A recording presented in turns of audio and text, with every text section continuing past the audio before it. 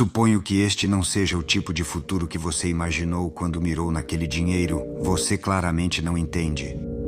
Llewellyn Moss é um personagem-chave em Onde os Fracos Não Têm Vez. É ele quem encontra a maleta com dinheiro, e a partir desse momento, toda a cadeia de eventos é colocada em movimento. Você sabe como tudo termina, não sabe? Não. Sabe sim, sabe. A princípio, parece que o dinheiro está apenas ali, jogado no deserto. Pegá-lo e levá-lo embora é uma questão simples, mas no final, uma verdadeira caçada começa por ele. De um lado está Anton Chigurh. Do outro lado, Carson Wells. Ouça, você tem que devolver o dinheiro. E claro, os mexicanos. Esse cara, Moss, percebe que tipo de filhos da puta estão caçando ele? Em uma situação assim, parece que Moss simplesmente não tinha chance de escapar. Mas será que é isso? Vamos analisar qual era o plano dele. Como os mexicanos acabaram encontrando ele? Ele tinha chance de sucesso? E qual foi o erro principal dele?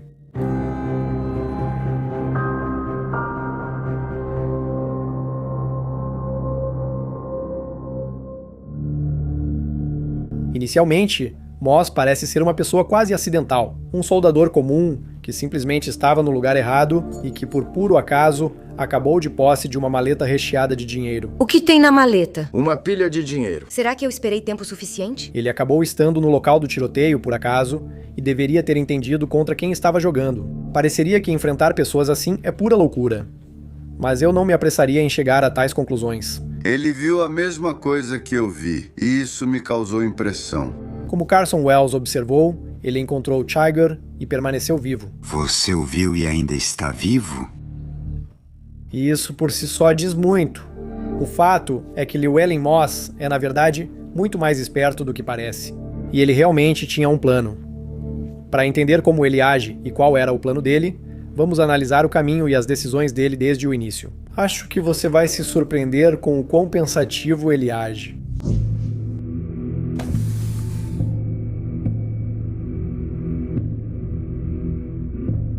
A primeira coisa que vale a pena observar é como ele lida com armas. Por exemplo, durante um tiro, ele coloca uma bota sob o rifle. Para quem está distante do tiro, isso pode parecer algum tipo de improvisação amadora, mas na realidade, fala justamente o contrário. Atiradores experientes fazem isso para estabilizar a arma e tornar o tiro mais preciso. Naturalmente, eles não usam uma bota especificamente, mas é um material prático que desempenha essa função muito bem. Em seguida, outro detalhe. Após o tiro, ele imediatamente pega o estojo do cartucho e o coloca no bolso. Este também é um momento revelador. Talvez a caça não seja totalmente legal, e ele não queira deixar rastros, mas, muito provavelmente, é um hábito relacionado ao seu passado militar. Em condições de combate, ele tenta não deixar para trás nada que possa revelar sua posição, para não dar ao inimigo nenhuma pista extra. E mais tarde descobrimos que ele realmente serviu no Vietnã. Vietnã? Houve o Vietnã também. Além disso, uma razão mais mundana não pode ser descartada. Estojos de cartucho podem ser reutilizados ao recarregar novos cartuchos manualmente. Ele nota um cachorro através de seus binóculos e presta atenção aos rastros de sangue. Ele imediatamente entende de onde veio e segue esses rastros até o local do tiroteio. Lá, ele age sem pânico ou agitação desnecessária. Ele se move com cautela, mantém tudo em sua mira e verifica cada detalhe. Ao descobrir um sobrevivente, ele imediatamente o desarma, sem esquecer de pegar um pente extra do bolso dele. Examinando o local, ele rapidamente entende o que aconteceu, um confronto de traficantes.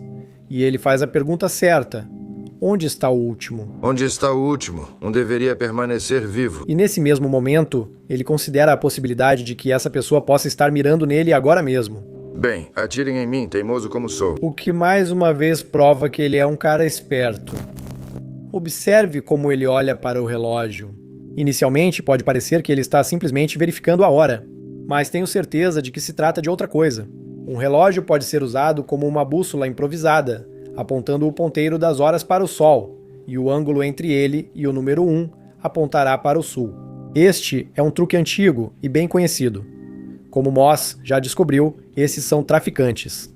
Além disso, eles nem mesmo falam inglês, a julgar pelo sobrevivente. Você me entende?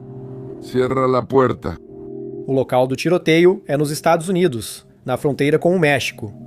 Portanto, é lógico que eles tenham vindo especificamente do lado mexicano, e, se houvesse um sobrevivente, ele muito provavelmente seguiria especificamente em direção à fronteira mexicana. Eu sairia pelo mesmo caminho por onde vim. Ou seja, para o sul, e conforme visto pelo relógio, as árvores estão localizadas exatamente ao sul. No sol escaldante, é lógico buscar abrigo bem ali. É assim que ele encontra o último e aquela mesma maleta com o dinheiro. E aqui gostaria de fazer uma breve pausa e chamar a atenção para um detalhe. Lembre-se, logo no início, enquanto rastreia sua presa, Moss diz: Oh, bem, fique parado. Mais tarde, Anton Chigurh diz a mesma frase. Parado. Tenho certeza de que isso não é uma coincidência, mas um paralelo deliberado. Desde o início, Moss nos é apresentado como um caçador. Ele espreita sua presa. De certa forma, Chigurh também é um caçador, só que seus alvos são pessoas. E no momento em que Moss pega a maleta, ele deixa de ser o caçador e se torna a presa. A partir desse momento, a caçada é por ele. Assim, os paralelos com o mundo animal, caçador e presa, são transferidos para o plano humano. Ao deixar o local do tiroteio, ele deixa ali um mexicano ferido, apesar do pedido para lhe dar um pouco de água. Água. Não tenho água. Mas depois de voltar para casa, ele aparentemente sente um remorso e decide voltar com água, afinal. Talvez este seja o primeiro erro dele. Se não fosse por esse impulso de compaixão, o carro dele não teria permanecido no local e sua identidade não teria sido revelada tão rapidamente. Conheço este carro. O sobrenome do proprietário é Moss. Embora, por outro lado, houvesse um transponder na bolsa. Então, mesmo que ele não tivesse voltado, eles o teriam encontrado de qualquer maneira. Mas Moss bota um plano em prática literalmente na hora. E no geral, não é tão ruim assim. Sim, ele pegou o dinheiro e se envolveu em um jogo sujo. Mas acredito que ele ainda tinha uma chance de escapar. Vamos analisar esse plano com mais detalhes.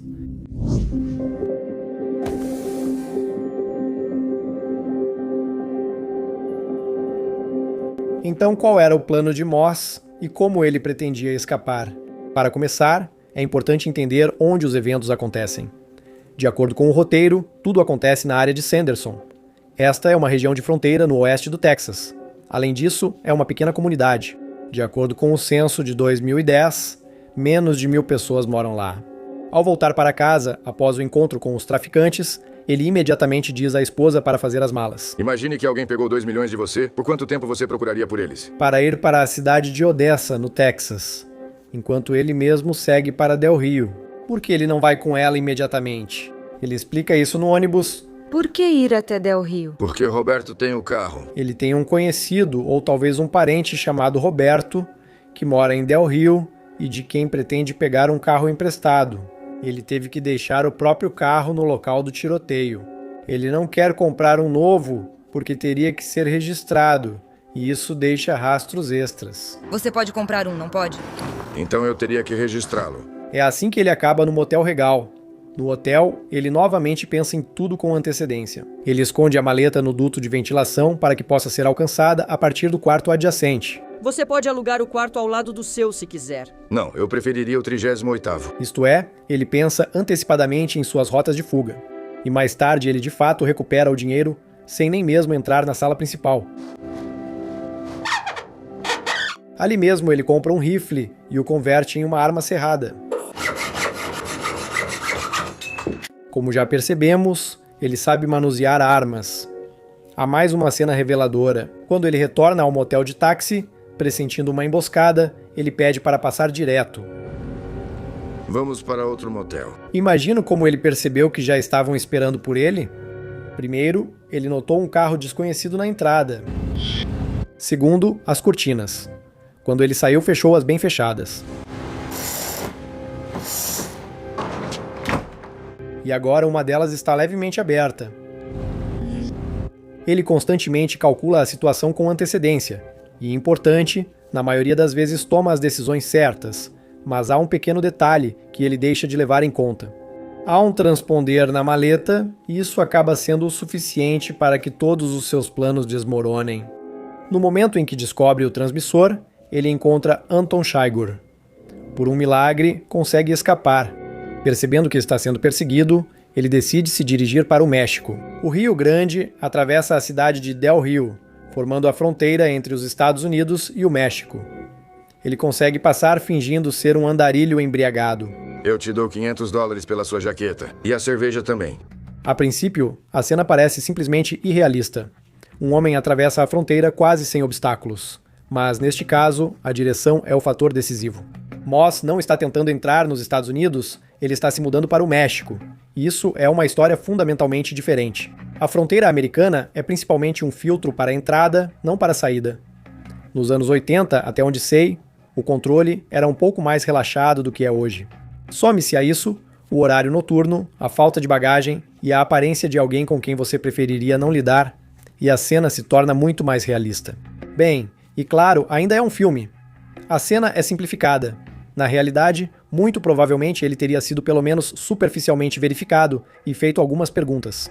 Interessantemente, quando ele mais tarde se move na direção oposta, o controle já é significativamente mais rigoroso. Eu faço perguntas. Tendo recebido respostas inteligíveis, deixo-os passar. Se forem ininteligíveis, não permito a passagem. E é exatamente assim que é na realidade.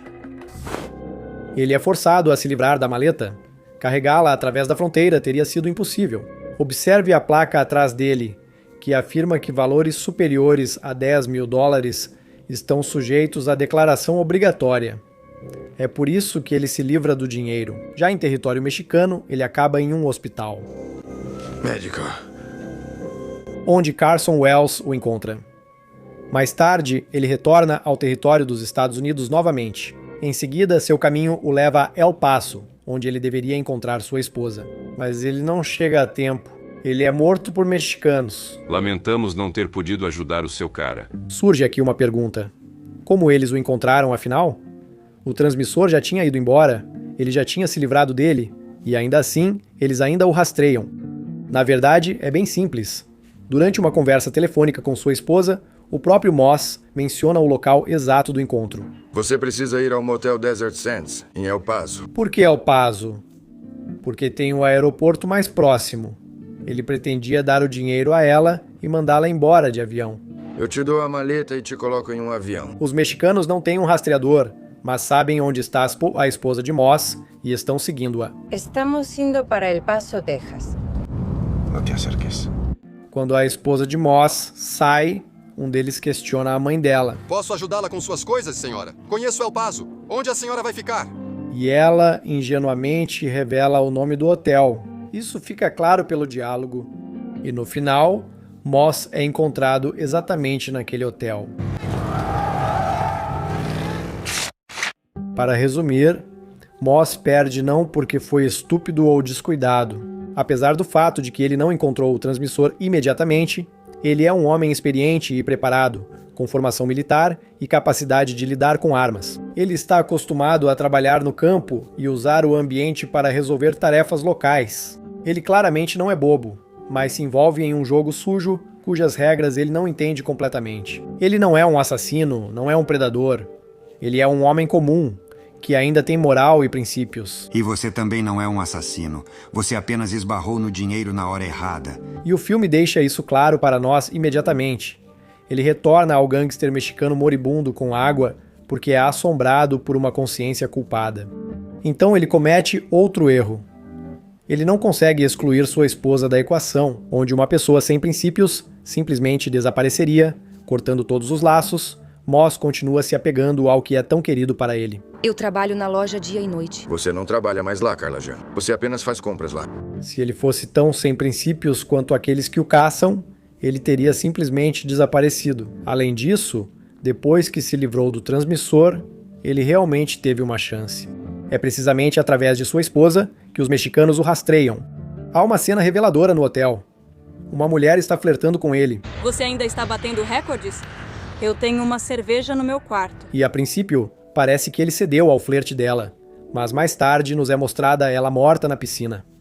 Moss, no entanto, é encontrado no quarto. Então eles não estavam juntos no momento do assassinato dele. Muito provavelmente, ela foi eliminada simplesmente para que não desse o alarme.